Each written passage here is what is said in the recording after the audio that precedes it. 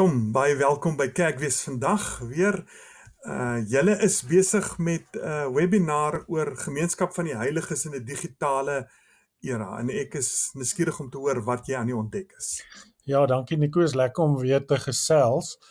Dit is 'n baie lekker webinar wat ons nou, aanbied. Ons is so ongeveer 30 predikante. Ons doen dit oor 2 maandae en die een deel wat ek nie uit my kop uit kan kry nie is eintlik 'n gesprek wat ons gehad het na aanleiding van 'n artikel wat op Scott McKnight se Substack was. Die artikel maak die opmerking dat, in meeste lande doen die president van die land een of ander aanbieding, wat State of the Nation is, en die outeur sê dat dit is miskien eerder goed dat ons 'n State of the Culture tipe gesprek het. En maak ongelooflike goeie opmerkings. Ons sal sommer in die show notes dink ek die link sit na die artikel toe. En die gesprek gaan oor wat aangaan in ons kultuur, en die persoon het net so 'n paar skyfies in die artikel. Die eerste een is hierdie ene wat gaan oor die manier hoe ons werk met die kunste aan die een kant, en dan vermaaklikheid, die vermaaklikheidswêreld aan die ander kant. En hy sê, baie mense dink ons is in 'n tyd, waar die wêreld van die kunste deur die wêreld van vermaaklikheid opgeëet word. Ek sien dit sommer hier in my eie saal, hier in Joburg, die Cinema Nouveau's, wat by Sterk en die Kort die kunsfilms gewys het. Daai tipe beweging is wel aan die gang. Hy sê, maar dit is 'n baie vlak verduideliking wat aangaan. So hy sê dit lyk miskien eerder soos die volgende skyfie wat ek gaan wys. En hy sê dit is asof die wêreld van kunste en die wêreld van vermaaklikheid wat nou te doen het met die musiekbedryf, die filmbedryf, selfs die speletjiesbedryf eintlik nou opgeëet word met wat hy sê 'n kultuur van distraction. En hy maak hierdie opmerking wat sê, the fastest growing sector of the culture economy is distraction, or call it scrolling or swiping or wasting time or whatever you want. I say, but it's not art or entertainment, it's just ceaseless activity. En as ek net dink, Nico, aan my eie lewe, dan kan ek hierdie raak sien, en in gemeentelewe sien ek dit raak, is hoe moeilik dit vir my is as 'n leier en as 'n predikant, om nie totaal en al net 'n gefragmenteerde aandagspan te hê nie.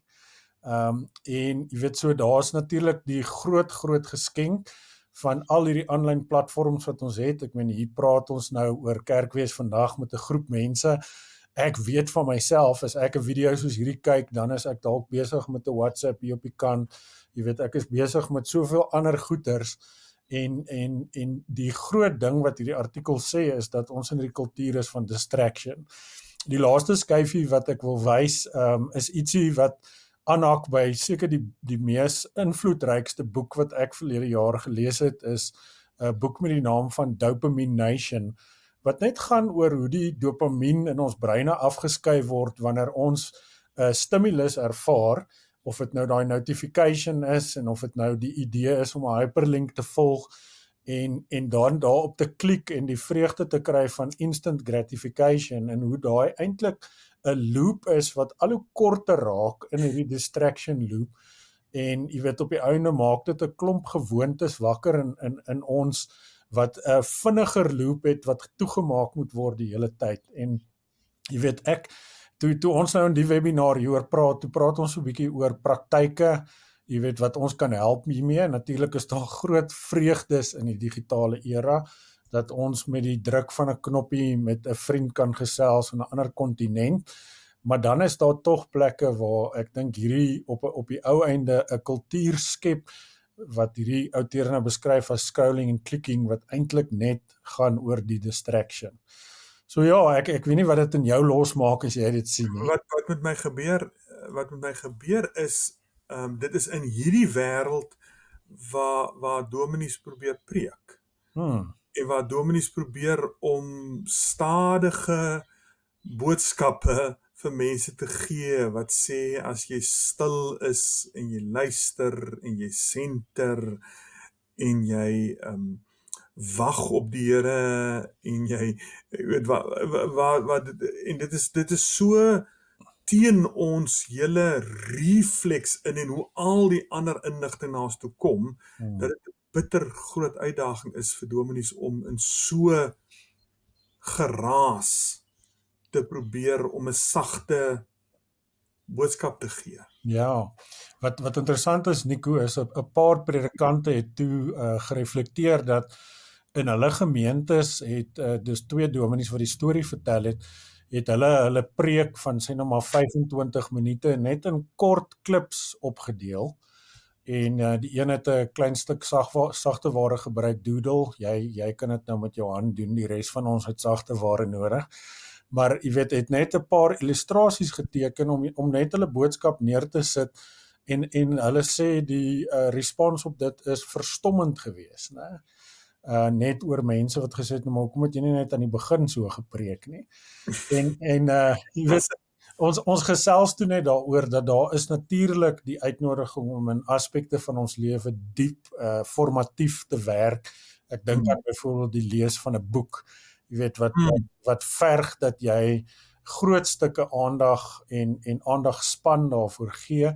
Maar ons lewe in 'n eeu waar, jy weet, ek weet nie wat julle stats wys nie, maar waar mense nie eers baie meer lees nie. Ons soek kort stories, jy weet, verhale wat ons vinnig kan verteer. Ek onthou jy het 'n statistiek by een van ons algemene skole moderamens vertel net oor dit wat jy op die website sien. Daar kan jy net vertel, ja. So wat ons ontdek het by lig is ons het op 'n tyd al ons ligartikels gevat en op ons webtuiste gelaai, en toe ons na 'n tyd die data kyk, toe sien ons sulke klein puntjies. Op daai stadium het ons 20,000 besoeke 'n jaar gehad, en toe ons na die puntjies gaan kyk, dis dit stories van gewone mense wat vertel van waar hulle God ervaar het, en God, ons praat van getuienisse het ons dit later genoem, en toe het ons vir 'n joernalis gevra, skryf net sulke stories vir ons. Skryf daarvan. En nou is ons by 400,000 besoekers 'n maand. So net die hele ding van dat die stories gaan goed. Jy trigger iets anders by my oor die kommunikasie. Jare terug het ek 'n ou gelees oor prediking wat sê mens moet jy kan dit in 'n preek ook doen. Ek het nou die dag met 'n ander kollega gepraat en jy moet dink aan 'n preek as 5 minute tonele uit 'n fliek uit, en dan moet jy dink aan daai 5 minute as 4 minute storie, 1 minuut preek. Sodat jy dink as jy 20 minute wil preek, dan moet jy 4 stories hê, en na elke storie, so 'n storie kan natuurlik 'n Bybelteks wees, dit kan ook 'n storie wees, so eerste een, en dan het jy letterlik 'n 60 sekondes om 'n punt te maak. En dan moet jy in die volgende toneel ingaan. So die hele ding dat ons begin dink daaraan dat ons, hoe het Andries ons geleer, die man wat ek besoek het, of ons besoek het in Namibië, is ons moet maar leer om weer te preek soos Jesus gepreek het. Ja, so. Met stories, ja. Ja, so jy weet, ek dink in hierdie webinar praat ons oor die realiteit van waar ons aandagspan is as gemeentes. En dan natuurlik is daar dan ook, jy weet, ek dink nie dis goed vir ons nie. So op 'n manier moet ons tog ook werk daarin om ons fokus so 'n bietjie te herwin. En ek dink daar's praktyke wat ons daarmee kan help.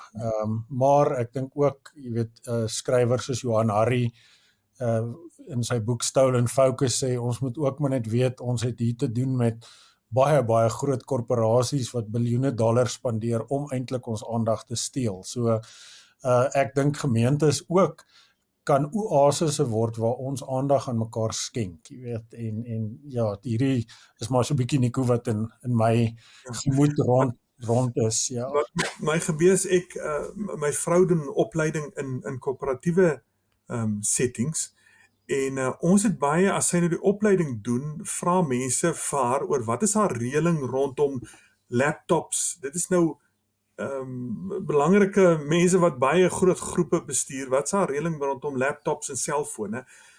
Maar ek weet dat sy met haar voorbereiding ure sit om interaktiewe goed waar mense na mekaar luister, Die opdragte is met ander woorde nie eenrigting kommunikasie nie, maar dis interaktiewe kommunikasie. En sy het nooit 'n probleem met mense wat op hulle selfone of laptops is nie. So ek dink ons ons gaan ook moet leer om as mense bymekaar is, dit anders te doen.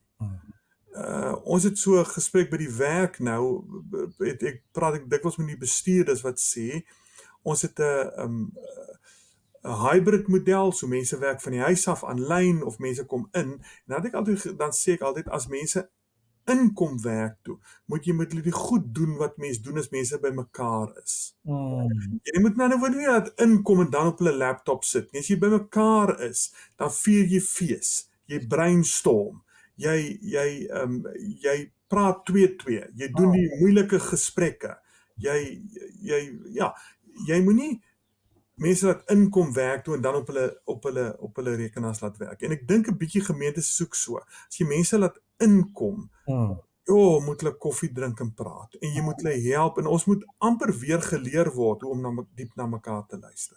Absoluut. Miskien 'n laaste storie van my kant af op daai lyn. Vanoggend het die algoritme vir my 'n pragtige ietsie opgedis op my Instagram feed. Hele klomp gesprekke oor Nederlandse koffiewinkels, nou nie daai dagga koffiewinkels nie, regte koffiewinkels, waar hulle geen internet het nie. En jy ook jou selfoon in 'n klein rakkie sit. En is pragtige foto's van, jy weet, mense wat in gesprek sit, iemand wat sit en 'n boek lees.